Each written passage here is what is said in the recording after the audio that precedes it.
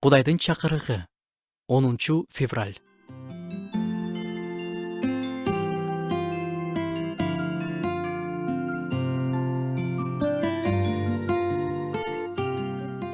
Ар бир адамдын башына эртели кеч кайгы келет, жоготуу келет, коркунуч жана жалгыздык келет.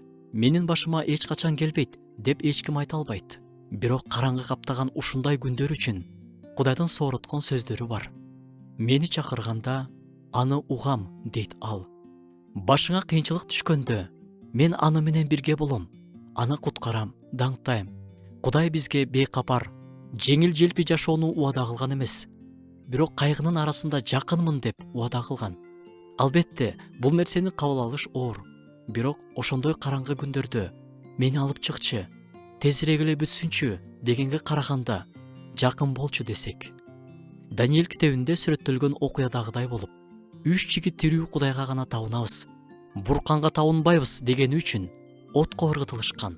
Алар отко баратканда да Кудай бизди куткарат, куткарбаса да жасалма Кудайга табынбайбыз деп бекем турушкан.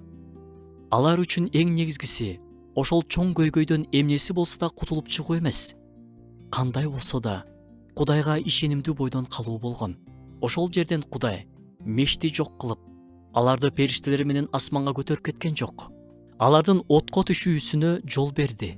Бирок андан ары эмне болгону керемет. Аларды аскерлер жалындап жаткан мешке ыргытышты.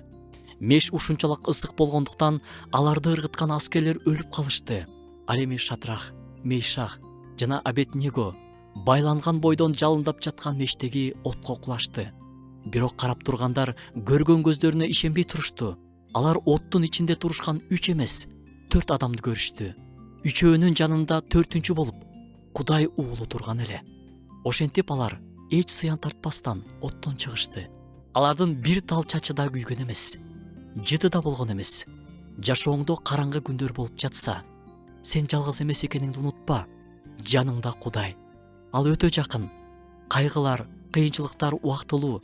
Ал эми Кудайдын даңкы түбөлүк.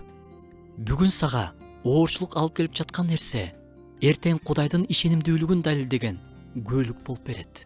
Өз түйшүктөрүңдү Теңирге тапшыр. Ошондо ал сени колдойт.